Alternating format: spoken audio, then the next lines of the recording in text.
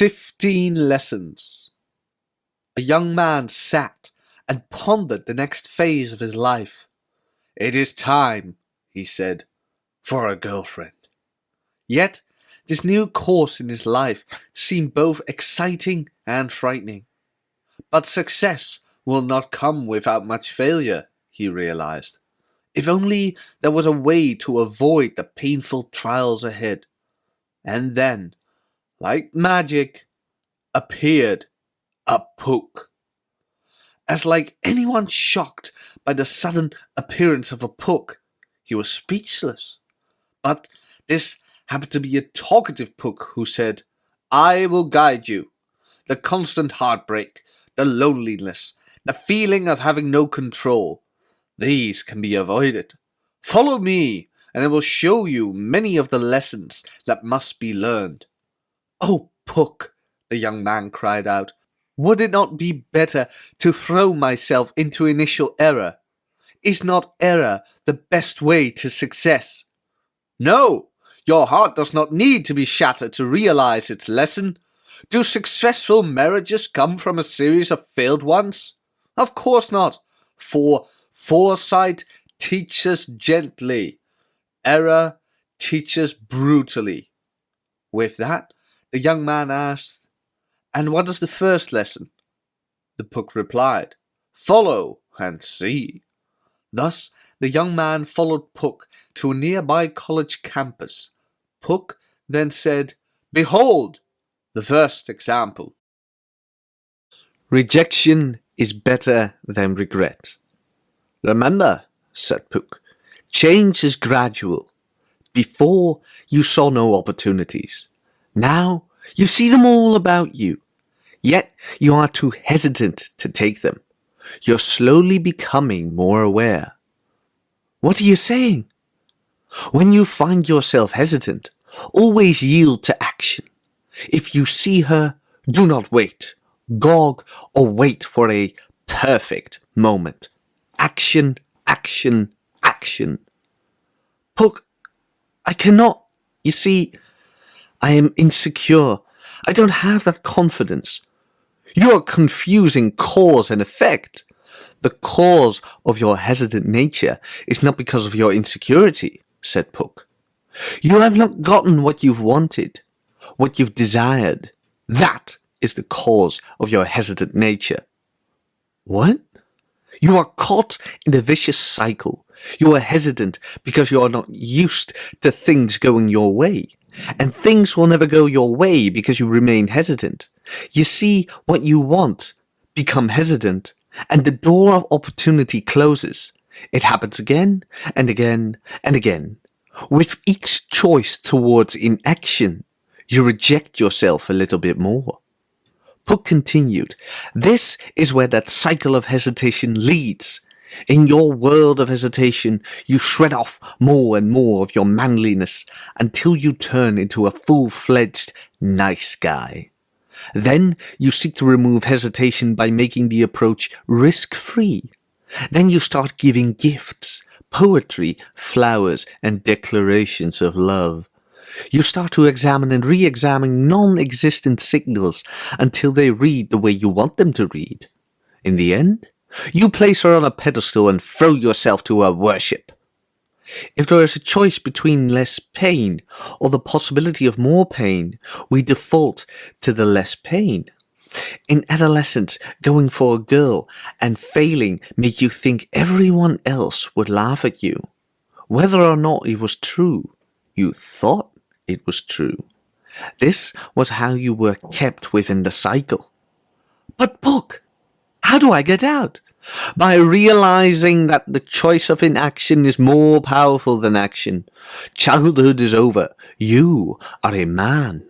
You must approach, always default to action now. From those of us who wasted years in that hesitation mode, know that rejection is always better than regret.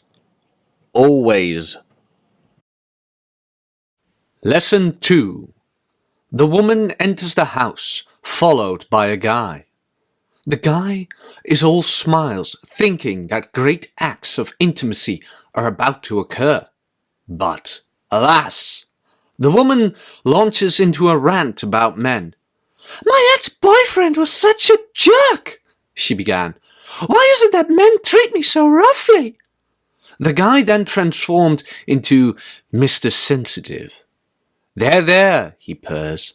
"They do not know how great you are. You are beautiful, lovely, enchanting, dazzling in every way, and they are idiots when they cannot see it." "You are so nice. What a friend you are," she squeals. "Let me tell you more of my problems with men." And so the guy, who was excited because great acts of intimacy would occur, leaves severely disappointed, with a hollow feeling echoing throughout him. "I thought that through and through friendship, love would eventually spring. How wrong was I! A friend she sees, a friend you be." When he entered the house, the guy noticed a sign above the door. At the time, he was too excited to even consider reading it. Now that he was leaving, he read it. "So true," he cried, for the sign above the door read, "Friendship, abandon all hope, ye who enter." "But why, Pook? Why is friendship hopeless? I fall in love with my female friends. Do they not do the same?" Pook then called upon a woman. She appeared in a blaze of fire, probably from the place which all women are from. "O woman, pray tell, why do you not go after your male friends?" The woman looked amazed that anyone could ask her that. "Because they are just friends." "But do they not fall in love with you?" "Yes, my male friends constantly fall in love with me." "And, speak truly, madam, what do you and your male friends do?" "Oh, well, we hang out. We talk a lot." "Talk? About what?" "Everything. Anything." "And they fall in love with you?" "Yes." "Ah," said the Pook. "Now we have the answer. Away with you!" And the woman vanished into a fireball. What answer? Why, it is a difference between the sexes, young man. What do you do with your friends? He looked thoughtful. "We play basketball. We ride around town. We play video games. But do you and your guy friends ever sit around and talk about your feelings and things going on in your life?" The young man looked angry. "Hell no! There's your answer. Men do not get together and just talk. We do things. When we are with our woman friends, we talk much more. Since we reserve our talking, sharing emotions and experiences to our romantic interest, we get confused with our female friends. We begin to get interested in them because of this." "But what about women, Pook?"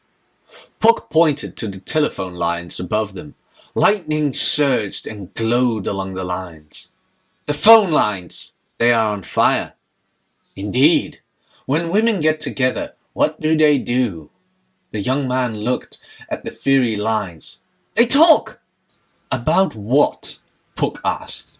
He looked thoughtful as sparks rained on him. "Everything," he answered. "Women usually aren't used to getting together and doing pure action. So when they do so with their guy friends, they get a bit confused as well." "I see. So avoid the friendship route," Pook said. "When you see a woman you are interested in, go for her romantically.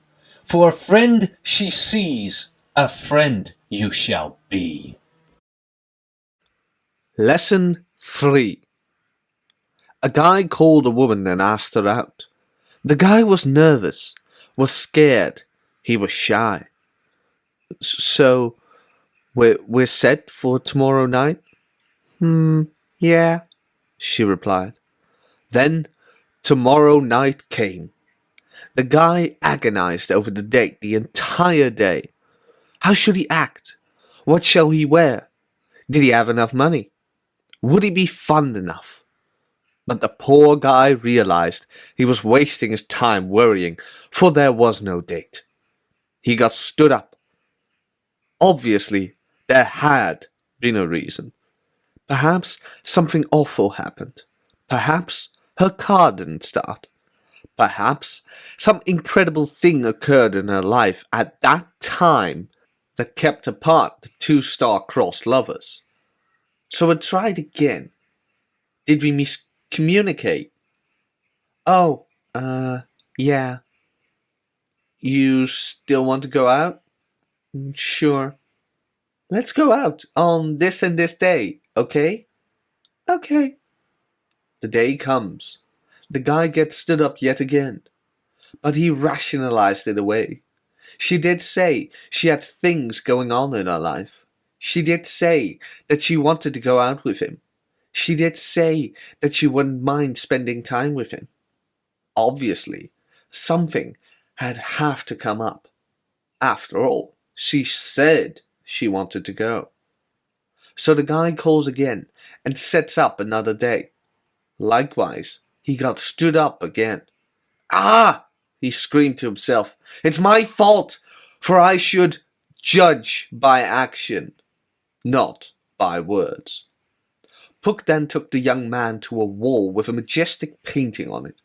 The painting showed a young man, much like the young man in person, standing before a feminine monster, a sphinx. What is that monster? Cried the young man. Why, said Pook, it is all women, Mother Nature herself. The nasty sphinx devours all hearts and lives of those who cannot answer her riddle. The man in the picture, he figured out the riddle to woman. Thus, he became known as Don Juan. And the answer to the riddle, the young boy asked, is that there is no riddle. Woman is a sphinx with no secret. It is only our minds that we assign her secrets, mysteries, pedestals, and goddess-like status. Pook noticed that the young man was confused, so he elaborated. Look at the above example. Look at how the lad got stood up over and over, and yet over and over he rationalized the standing up. How often is it that a lad rationalizes signals to his liking? How often is it that a lad offers gifts and treasures as sacrifices to her goddess likeness? For in his mind she is a goddess. How often is it that a lad's overactive imagination converts her disrespect, her shallowlessness, her flaws into love? So we paint the image we want to see, he asks. Exactly! Judge by her actions and not by her words. Judge by what she does and by what your mind wants to see. Our vanity will convert the image of every disinterested girl into secretly loving us. For women tell us what we want to hear. This is why we must judge by her actions and not by her words. Lesson 4. A man found himself in the company of lovely ladies. Alas, also in company were several men of high esteem. They were more handsome, they had more money, they had more charm, they were better in every way. But this man knew he had the goods too, if not in such a polished way. I will be patient and let the cards fall where they may. Notice that this was not inaction or an abrupt slowness. He did not let the lovely lady's attention get the best of him, nor the success or failures of his competition. The lovely ladies would cry, "Come here, you," and the other guys would rush to them. When they did it to the man, though, he just laughed, replied, and went on his way. The other guys, more handsome, more beautiful, lost the girls because they could not hold back their desire for a girlfriend. The patient man ended up with the girls. I now understand, he smiled with both girls in his arms. Patience is the refined sense of confidence. But Pook, cried the young man, how can patience be confidence? Isn't confidence courage? Isn't confidence action? How is patience courageous or action? Oh, foolish boy! And Pook slapped him. Now let us summon up a Don Juan and observe his mannerisms. In a fountain of light descended a Don Juan. Hear me, O Don Juan. There are women around, and other men are hitting on them. What is your reaction? The Don Juan just shrugged his shoulders and laughed. What? Cried the young man. These other guys are going to take his women. How can he be so laid back? He is laid back because he knows how great of a catch he is, and that getting women is easy. He knows he is the prince. But the women are not significant. The focus must be on you. The guys that can get almost any women are not scared or nervous that other guys are hitting on girls. He knows things the other guys never will. In fact, he might let them have free rein to weed out the desperate and stupid chicks from the smart and picky ones. As with muscles, it is the strong guys that know they are capable, who are quiet and patient. It is the noisy guys that lack the skills. It is the large dogs that are quieter, while the small dogs make up for their size with their obnoxious bark. It is the patient ones that control the world. The impatient ones are controlled by it. Lesson 5. A woman was crushing on him badly, and the guy was bewildered and stunned, for this was unfamiliar ground for him. He was now wise enough to have patience, but she would get close to him. Her eyes would shine like stars. She would make jokes about kisses and kissing. He felt the urge to kiss her, but denied it. Eventually, the iron grew cold. The woman became disinterested. She moved on. Oh dear, the guy realized. I should have kissed her. I've been following philosophies and not being myself. I should follow my inner nature and trust the gut. How do you trust the gut? Asked the young man. Pook led him to the breakfast table. Before it sat a kid. Now, how does this kid know to eat? Why, the food is right in front of him. His nose smells it. His eyes see it. He drools. And so is the same with women. What does the kid do next? Pook asked. He takes taste. But how does he know when to do it? His senses all tell him to do so. He knows when to eat because the food has been all prepared, has been cooked, and is presented before him. But what mechanism tells him that? The young man smiled. His gut. And so it is the same with women. They have been prepared through decades, aging and growth for this purpose. They dream it, they want it. Oh, heavens, do they want it! They have been warmed through your fun, through your attention, through their desire, through your desire. They are presented through themselves. Do you think she is wearing what she does for herself? No, she is wearing it for you. Women are not ornaments to be admired. They are there to be consumed. You know it, and they know it. I see, the boy said. Nature has a system in place. No philosophy in the world can do you any good. The philosophies that supposedly work are the ones that best match nature's music.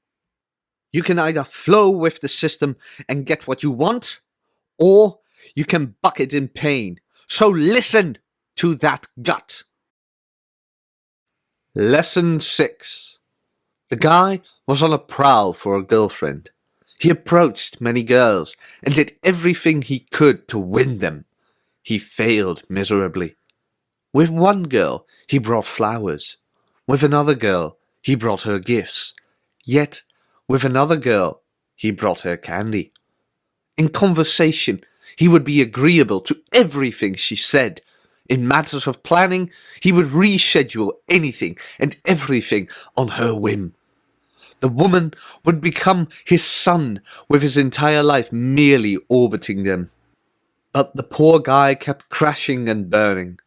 It is because they don't know how good you are, all the women and friends said. Yet, the guy noticed a pattern in his crash and burns. The only constant is I. What if it is something I keep doing? He stayed the same Unsurprisingly, he crashed and burned more. Eventually, something in him snapped.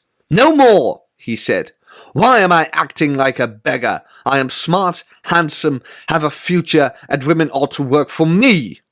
So, thus stopped the flowers, gifts, and candy, the agreeableness, rescheduling, and revolving around her whims. "No more pedestals," he declared, "for you are the great catch." "Yes," says the Pook, "you are the prize to be won." The young man jumped up and down with joy. "Goody! That means I get to be passive to continue to indulge in my vaporous habits and not do a thing to alter myself. I like to hear that because it means I am perfect as I am and ought not change for anyone." Pook slapped him. "Foolish youth! If you are not changed by life, then you are not living life. Only those who are not altered by life are those totally unaware of it." But the young man was stubborn. "I," he said with a moral tone, "will not change for anyone." "What about for yourself?" "I like myself the way I am." "All right, enough," said Pook. The young man was startled. He had never seen Pook angry. "I am what I am," he persisted. So Pook summoned two young men.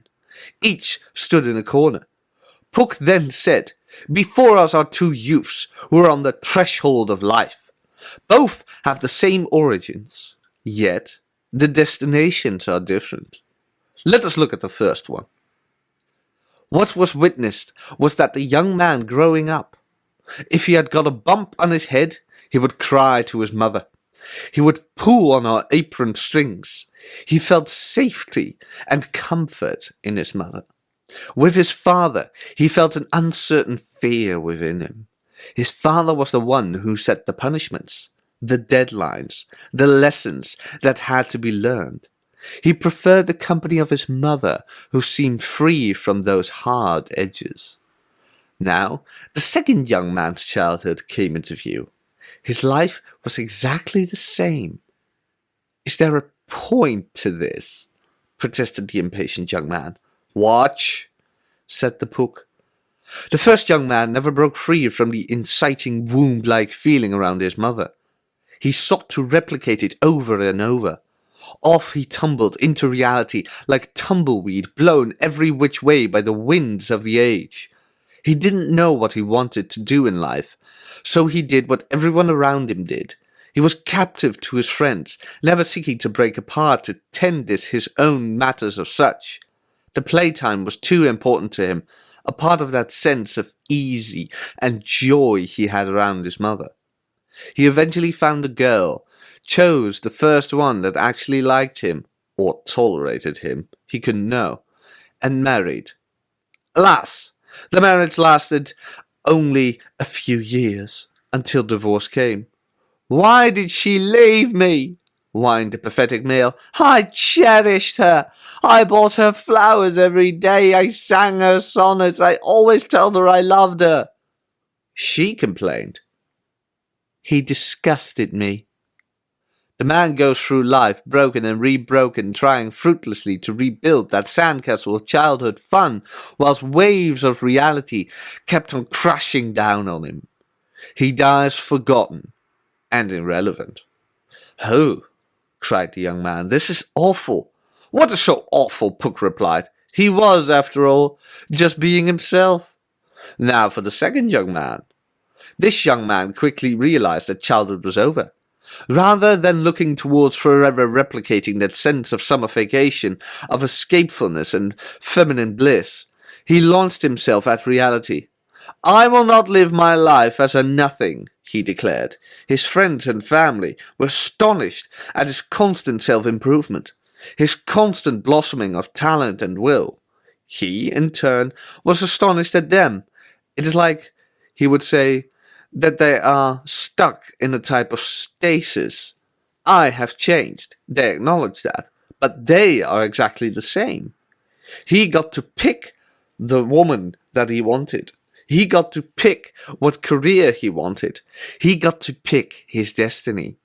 He answered life's challenges and refused to retreat from them, whereas the first young man was defined by the age within he lived. The second young man defined the age himself. When he died, countless people mourned, for they thought he was a genius. Others thought he was talented beyond description. Yet others thought he was touched by the heavens himself. After all, how else could these poor fools realize such success? It couldn't have been made, they said. He had to be born with it. No, it was because he was a man who chose to ground up the world, culture, and all to his vision, rather than to be grounded up into the worldly culture, axing wheel of routine and fashion. The difference is simple, said the Pook. The first young man is facing towards infancy. The second young man is facing away from infancy. The first one wishes to climb back into the womb. The second one wants to fly from it. The first wishes a cushioned place in the world, while the second one leaves the cushions behind. The first one is ordinary. The second one is extraordinary. Thus, the second one becomes the great catch, while the first one merely becomes a filler of a void. I see, said the startled young man. The second one is always getting better. The first one is always staying the same, if not getting worse. Exactly! It is the difference between rotting and ripening. Be the good fruit. Be the prize to be won. Lesson 7. This young man thought he had become successful with his desire. Boyfriend and girlfriend were they. The hard, awkward early moments finally gone. All was good. Except... I'm hungry. Are they always not hungry? Fetch me lunch. Poor young man. He had enough wisdom not to do this earlier. But now, he told himself, she's my girlfriend, I must make her happy. He brought her lunch. After feeding her face, was she satisfied? No, for she said, I need to do this and this at work today. It would be wonderful if you would go get the supplies for me. And off the nice guy went. And when he returned, there was another task. Poor nice guy. On and on it went. More tasks, more chores. He became wrapped around her finger. Then it happened. I think we should just be friends, she said. The nice guy was devastated. But also, he was puzzled. He did everything he could to please her. And this was the result? Ah, he realized. By pleasing her whims, I lost track of mine. A servant you'll be, a friend she'll see, as respect is all. But Pook, why? Why would respect be so vital? I'm not equipped to answer such a question. Let us ask a great philosopher.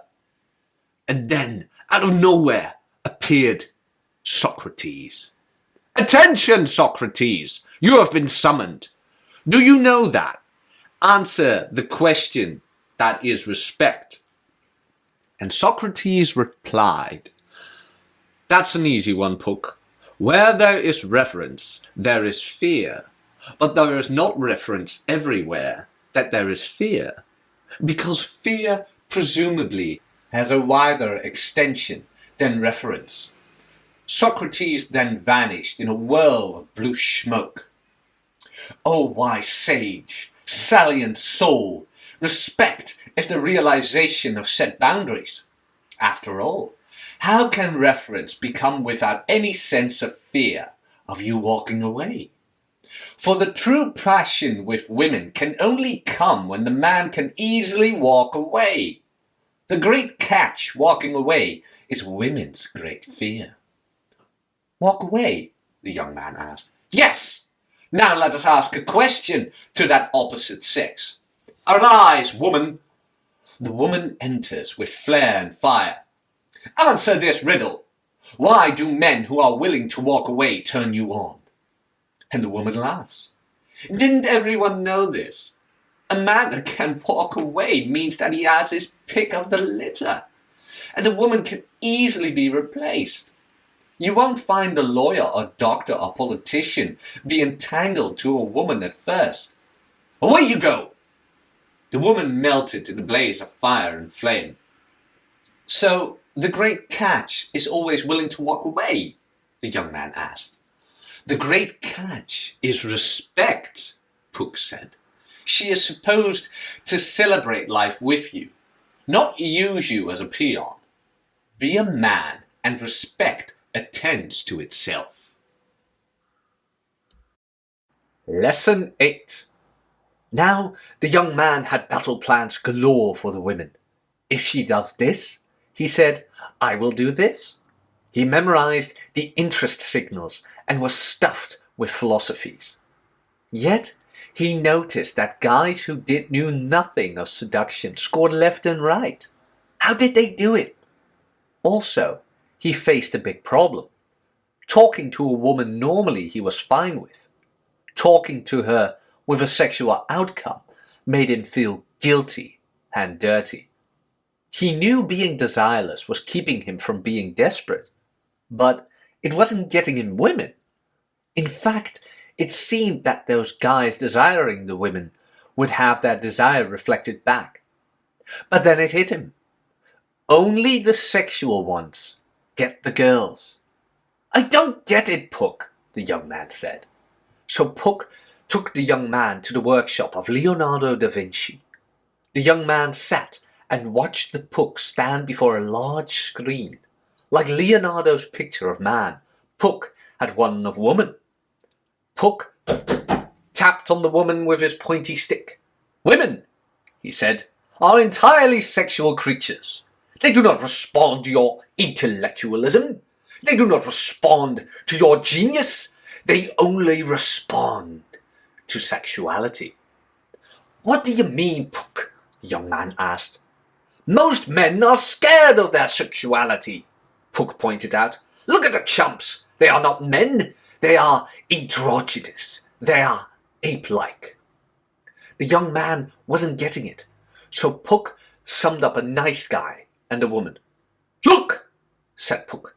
The woman has invited the nice guy to her pleasure palace. She is wearing sexy clothing. The young man merely nods and drools. She is being a woman. The young man nods enthusiastically. She simply is. Now look at the nice guy. The nice guy was very frustrated and looked extraordinarily nervous. Why, he is not being male. He is not being what he is. Enough. Pook summed up another example. Here, the nice guy is leeching off the woman in a pathetic friendship way. Anyway, let us ask the woman. Does Mr. Nice Guy have a penis? What? Mr. Nice Guy? No way! He could never have a penis. But the young man was still confused. I still don't get it, he said. What do you want a relationship with a girl to be about? Asked Pook.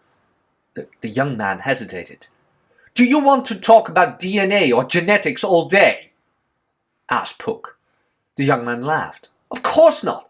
Then stop talking to her about DNA and genetics, Pook said. Stop talking to her about geek things. You do not need another lab partner. I want sex. I want a sexual relationship, the young man pointed out. Then embrace your own sexuality. Be a guy. Talk like a guy. Act like a guy.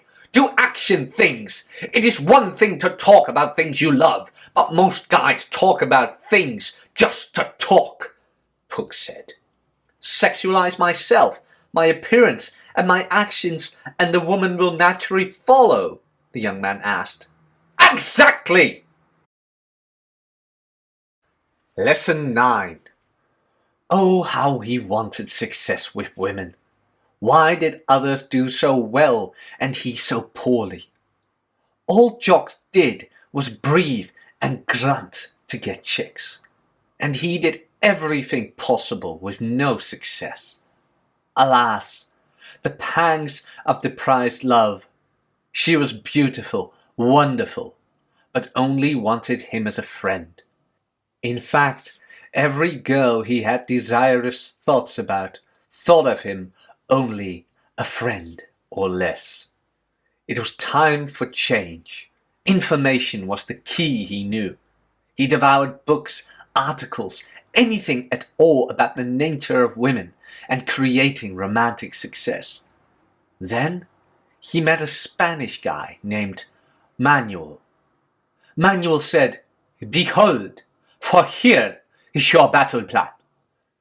Psychological maneuvers. You shall learn neuro-linguistic programming. Now speak like this. When you have that connection with someone, that warm, safe, and comfortable feeling right there, then what sometimes can happen is, with Manuel, women became a sum of psychological instrument to be played to his tune. Guides, you shall learn and memorize the booklets of social situations with women. Now he knew to do this when she did that, to do that when she did this, and so on. Following Manuel's guides, he met a consistent success. Ceaseless information. You shall never have too much information, commanded Manuel. Thus, countless articles, countless posts streamed underneath the young man's eyes. At the end of the day, he was still in front of the computer. "I love you, Manuel," the young man cried. Any problems, any situations, Manuel would always have an answer. He would consult with Manuel day and night, memorize Manuel's techniques, and worship Manuel. But something was not going right. He had burned the mantra in his mind. Thou shalt never stay on the phone longer than 20 minutes, only to break it with a startling success. Also ingrained was the mantra, thou shalt never compromise. And lo and behold, when he broke this rule, he usually crashed and burned. But this time, he achieved high-flying success. Soon, the rules that had so framed his courtly actions disintegrated. He realized. These guides and rules were a clutch for my lack of confidence. They do, however, work, but are overall limited. But then he smiled. The rules and guides are the training wheels, the helper out of the nests. No more shall he be completely dictated by that Spanish guy named Manuel. He could now fly and soar on his own. So be not contained by formula. If the rules and guides were successful, why would he abandon them? Because he realized he was successful not by the rules and guides, but by the approaching and fun mindset the rules and guides demanded. The young man, as ever, was confused. So Pook, with his seemingly endless magic abilities, summoned up 2 men. "One of these," said Pook, "is an actor." And the 3 watched the actor become Hercules, Henry V, Hamlet, and every hero with a capital H. But in person, this actor transformed into a wimp. "What happened to the hero?" wondered the young man. Then they saw the other man in action. "He is heroic," marveled the young man. "Indeed," said the Pook. "One is naturally confident. The other is scripted." "But what is wrong with scripted?" the young man asked. "Nothing," said Pook. "But it is critical to realize the purpose of scripts and guides." "Which is what?" Pook then took the young man to a place that overlooked two crowds of men. One group kept rushing back and forth to the man on the center pedestal, the Spanish guy named Manuel. The other group consulted Manuel only here and there, but travelled off in blazing new and fresh paths. "But what's the point?" said the young man. "It is simple," Pook declared. "The point of Manuel is not to grant you success. If you do, you will forever be under his dictatorship. The entire reason why Manuel exists is not to grant you success, but illustrate the means of success." "Meaning?" the young man asked. "Meaning that a few people became successful and formed Manuel out from the clay of their knowledge. Manuel is their automaton, their robot, to consistently answer newbies' questions. The end goal in seduction, in success, is to make it natural. When it becomes natural, you have no need for Manuel and can handle anything women throw at you." The young man pulled his hair. "I used to think women were nice and charming. The only bad boys were the problem. This knowledge is shattering every ideal I held about women." Pook nodded. "These are but a few of the harsh truths. Women would rather share a successful man than be attached to a faithful loser. Many women do not marry for love. Most divorces end up with the guy cherishing the woman, but the woman detesting the man. Even for long-term marriage, the Don Juan is the way to go. The innocent nice girl is often the horniest and likely uninnocent. Many women consider your looks, your career, what you can offer them, before your integrity and character. Women are more sexual than man can ever dream. Women are not attracted to genius, only strength and imagination. Women's sole mission is union, either for pleasure or the fruits of children. She cares nothing for your philosophy, and all except to either use it to catch interest in a guy or enthrone herself. Women in sex desire to be treated as an object and relish it. Women place value in societal links, how they are thought of. You become her ego. Lesson 10. Why did some guys succeed with women without even trying, while other guys fail with women no matter how hard they try? Why did these guys, seemingly arrogant, get women?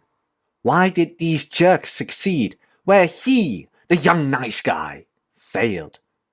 "Because you're a wimp," answered the jerks. But the nice guy responded in a bashful tone, "But I am myself. I will never change for anybody." But this nice guy wasn't receiving any dates either. "Ha ha, you are such a wimp," said the jerks. The hot girls would laugh behind his back. What a desperate chump! Desperate? Why was he acting as if the women were better than he? Why should he win her? Let her win him. But why buy her gifts? Let her buy him gifts. This new attitude got him all the dates he needed. But why did he not adopt that mindset before? He remembered the past voices in his head. What did they say? Let us hear them. You do not have muscles. What makes you think you can get hot women? You are not smart. Why do you think you can get the pick of the group? You do not have a high-paying job. Why do you think you deserve a hottie? And the loudest, most annoying voice. You are not as cute or handsome as the other guys. Therefore, you do not deserve a hot chick. Alas, he knew he was not Prince Charming, so he did not act like one. But now he realized that Prince Charming is not the producer of the confident thought. To the contrary, The confident thought is the producer of the Prince Charming. In order to be successful in the world, you must be successful in your mind. That is the secret, he said during his revelation. For as you think, you shall become. As so long as you think, so long you remain free. But Pook, the young man said, what are you, a self-improvement seminar? Where's the woman in this? Women come and go, but you are forever. The focus must be on you. What do you want in a girl? What do you want to do for the date? What type of relationship are you looking for? It is a machine to the one. You push the button and out she comes. But Pook, what if she does not like your date ideas? What if she is different for what you are looking for? Then she is not for you, Pook said. The thing girls hate is when you cannot have a date idea, which happens to guys because they want to please her without thinking of themselves. You have a series of hobbies and tastes. If she likes your date ideas, then that is good. If she doesn't, then go get another girl. There are billions out there. But that's rejection. Pook slapped the young man. Only if you place the focus on the woman. If you do that, then you actually believe it is women who are making the choice, not you. There is no rejection. You are merely finding out if she has good taste. After all, she is looking for a guy that fits her interests and tastes. If she doesn't like you for whatever reason, let her, and thank her for doing so. Thank her? Which would you prefer? A woman who collapses her own interest for the sakes of yours merely to have a boyfriend? Or a woman who likes you because of you? Because of our tastes, our capability runs parallel. Indeed, said Pook. Now think back to your nice guy days, those suffering days of endless agreement and non-confrontation. What service did you do help find compatibility? Alas, no. The young man's face turned white as he realized the utter disgust he was in his old days. I'm so ashamed, Pook. You are not the only one, said Pook. Look into the valley. Look at how man has fallen. And the young man looked into the valley. There he saw hordes of nice guys throwing themselves towards an idol, the golden women statue. Flowers, chocolate, bad poetry, and declarations of love were all tossed at the statue. Thunder then exploded. Then, out of nowhere, in graceful light and melodies of enchanted harps, appeared the Don Juan. What's he doing here? Muttered Pook. This was not scheduled in the post. So suave note. Indeed, the Don Juan spirit can appear in any post whenever he wishes. The young man called out, Speak, spirit! I will call out to it. Pook cupped his mouth. From where did you come? The spirit stood there silent, with a confident air of invulnerability. Then Pook yelled, Oh, speak, perturbed spirit! Speak thy truth! And the spirit, in great anger of how men have turned into beastly chumps, threw the tablets he held at the fleeing nice guys. He spoke these words before he vanished into a fountain of light.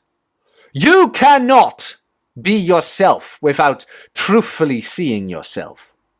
You cannot sacrifice character for joyfulness without ultimately destroying happiness. You cannot control the situation, but you can control yourself, your emotions, and your life. You cannot have women love you until you love yourself. You cannot grasp the female nature until you grasp your male nature. You cannot win her until you focus on her winning you. You cannot fully know the principles of this website until you leave it. You cannot obtain love by giving yours away for free. You cannot fulfill your desire by letting it trump your integrity. And last but not least, the Don Juan spirit yelled, "You cannot be yourself by denying your dreams and what it takes to achieve them." Lesson 11. Comfortable with himself and his successful habits, he relaxed and reacquainted himself with his friends. He noticed they had lady problems. "Why are women female?" one opined. "Everything would be much simpler if they weren't female and would logically make sense." "Indeed," the other one said, "they are not just female, but so annoyingly female." And on they complained. Years later, the young man found his old friends married or in serious relationships. In every single one, the girl chose him. Each and every one of them was chronologically unhappy. However, they wouldn't admit it to themselves. They said, "What? You are still single? Oh, poor guy. You will one day progress and get a chick like us." "Indeed," said the other. "I just got a new girlfriend and you are still single." And the third said, "We all are married or have girlfriends, but you, poor chap, are still single. You need to start listening to our advice." And together they said, "Give the woman flowers, chocolate, poetry, declarations of love, your full attention, your promises, your exclusiveness, your time, your dreams, your life, and adopt her desires, her plans, her manipulations, and her design for your future." The young man laughed. "Shrug off my manhood for a girl? No thanks. For getting a girl is not the success." "Pook, whatever do you mean by this?" the young man asked. "Well," Pook said, "most guys still think like women. They think that by sleeping with lots of women, by having a girlfriend, or by having a wife, means they are successful with women." "You mean that beggars can't be choosers?" the young man said. "You mean for guys to pick the girl rather than the other way around?" "You're closer, and that is true. But women date for all sorts of reasons. They marry for all sorts of reasons. They sleep with you for all sorts of reasons. To the addition of the above, you want to find a woman that is interested in you." I don't understand," the young man said. So, Pook summoned forth a guy and his girlfriend. The guy, smug, says, "I got a girlfriend now. Dibbity-doo." Pook summoned a single guy into the room. The couple guy smugly said, "Oh, poor thing. You will get a girl like me one day." The single guy bowed his head and looked sad. Alas, he had no chick. Boo-hoo. Years later, the guy and his girlfriend got married. Why did they marry? It seemed like the next thing to do. Alas, the divorce swiftly came in a few years. The error is guys defining their success on having a woman or women. They should rather be concerned with having a woman that does actually like them, said Pook. "Why do you say this, Pook?" the young man asked, confused. "It sounds like a bit more work." "Yes," Pook said, "but if you do this, then you won't be like the following. She said she loved me and we got married. Why does she want to divorce me now? All my friends thought she was a keeper. Why is she cheating on me with her ex? She won't return my repeated calls. What is going on? I do her date ideas and she thought it was boring. Was that mean?" Pook shook his head. "When you aim at something long term, you need to make sure the women like you. Just because she dates you, sleeps with you, and yes, even marries you, does not mean she likes you. So what should I do?" "You define what the dates are at first. She will work with you if she likes you. You can soften up later, like in a couple of months. If she starts breaking dates, giving you the runaround, or seems inflexible, then that should be a warning sign that she doesn't like you. I see, said the young man. But what if you're awful at the DJing that no woman likes you? Then you'll have more free time with your buddies. Success cannot be getting a girl because that means failure is being alone. No, failure is being an unhappy marriage or a relationship where she has no true interest in you. That is failure. So the focus must be on you, including her interests? Right. Drop the getting a girl is success mantra, and you will never be dumped. Lesson 12. The young man showered himself with the ladies daily. Oh, how sweet this life seemed, but how sour its effects were. He felt hollow, as if he wasn't true to something. But then a voice swelled up inside of him. Pestilence! You cannot keep me caged forever. What are you, cruel voice? Your words like daggers in my heart. Then you are not valiant, for your fear the pointed tip like a soft worm. I am you, your inner self, your own imagination, and, if you like, soul. By caging me, your success with women will spike with increasing frustration. What?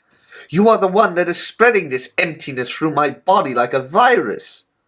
You craven, dismal, dreaming miscreant. You know you are now getting what you desired. Women. So why are you unhappy? Oh, voice, most cruel and foul, you are the rudeliest welcome to this world.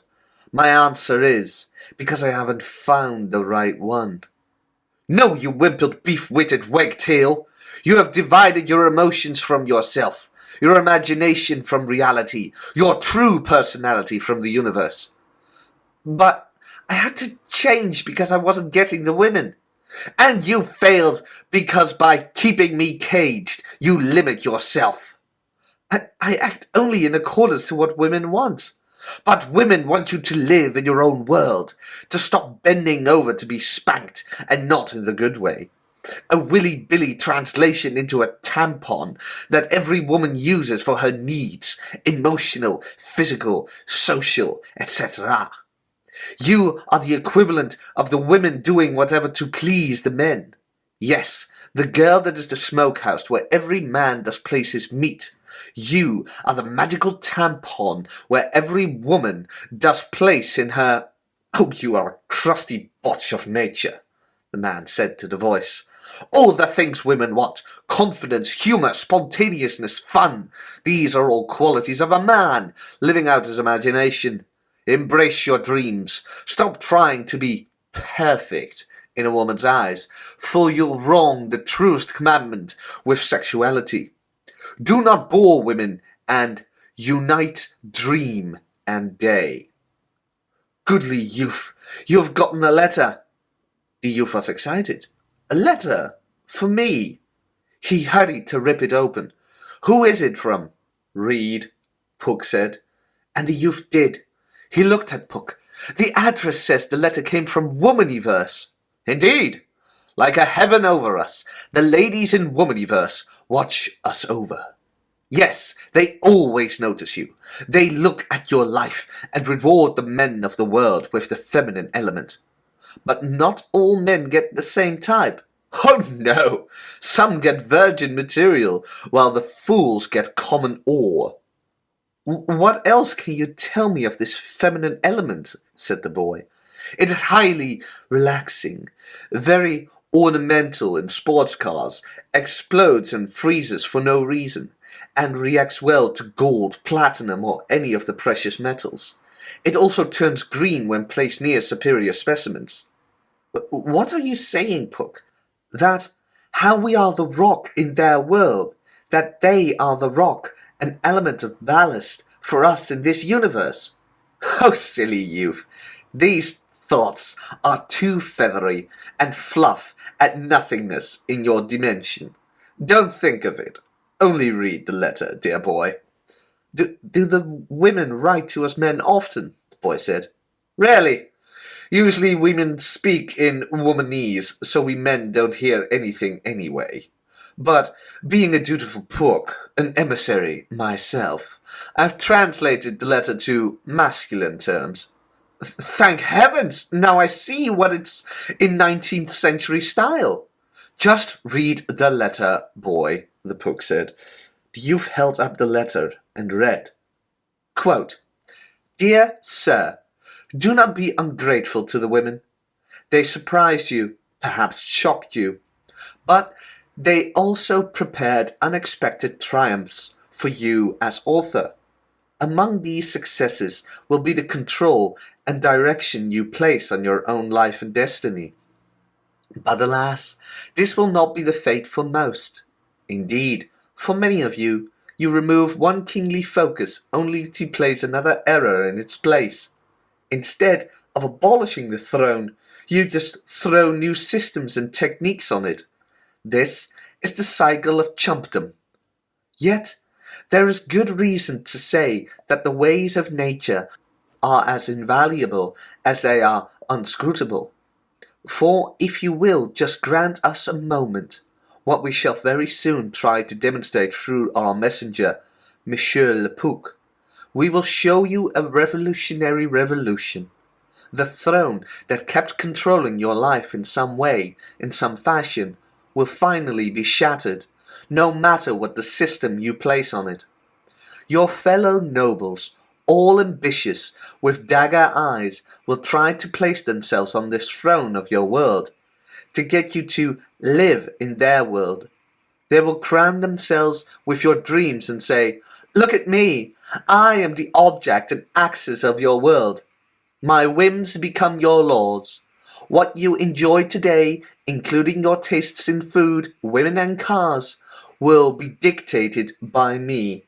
I alone will frame the world you live. Oh, you pitiful youth, there you go, bowing down, letting people control you. But locked within you is a Promethean fire just waiting to unleash. Phoenix-like, a sexual combustion of soul and desire whose ingredients of dreams and thought lay ready and abundant within you. All you must do is combine these ingredients, combine your thought and action, your dream and day, and watch that throne be swept away. Oh, Pook, how strange these women be! Indeed, one of the biggest surprises of my translations into Don Juan was not that all the women noticing the differences. No, it was that they said, It is like you have grown up. Why did they say that, Pook? Because it was the truth. Why do you let people mold and shape your life? Your life is going in circles because you cannot tear yourself from your loser friends or stupid entertainment. Keep reading the letter. Quote, The difference between a Don Juan and a chump is the difference between a man and a child. Make no mistake, the Don Juan world and the chump world are as different as heaven as to hell. You see, sir, there was a time when this was known. Men strived and created a world of their own. They took what they wanted and asked questions later. They had designs on what they wanted to do in life and how to get there. What we women despise the most is the broken male. It is the drifter, the nice guy, the chump, who, when the focus of your energies is misplaced, production and energy are wasted and undone. Years of your life can pass by in this tragic manner. Or worse, when the focus becomes seen as something that is not, the male becomes the nice guy, just as a dog becomes a sheepdog, provided nature does not guide it to freedom. The life of a man is not to be coddled and guided. All men are called to be leaders, even if it is not due to guide other men. You are meant to guide your own household, protect it, and keep your wife and children from the paths of error, defending your fruits of nature from the locusts and storms of time. The youth put down the letter. How odd and strange this note is. Pook smiled. If one day you actually get the chance to enter Womaniverse, you'll be even more amazed. And the key to get womaniverse is to unite your dream and day. It is the only way. Lesson 13. Alas, whenever the young man approached the woman, 1,000 Don Juan philosophies came to thwart his peace. All these ideas clogged his action. Then he remembered how awesome he was with women when he was a little kid. He was always the Don Juan of the sandbox. He wondered, have women really changed? No, only in his mind. At heart, women are still little girls. So, when he saw the luscious babe sitting there, he smiled and saw a bored little girl looking for fun. He would make fun of her, do physical action things with her, take her by the hand to lead her somewhere, and she thought he was the perfect guy. I understand now the source of cocky and funny, he smiled. Charm is treating women like little girls.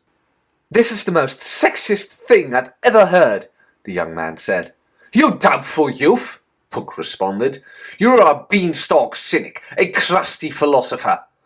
How can you argue so rudely against me? Look, when we were young, Pook said, we all desired to grow up. Now once grown up, we desire to be young again. Being poor, you trade your time and health for money, only to use that money for time and health. We have all passed through the world of a child. Are you saying that I ought to be childlike? The young man asked. Yes, Pook responded. Young kids, lacking the chemical madness curse that puberty brings us all, are at perfect ease and treat the sexes appropriately.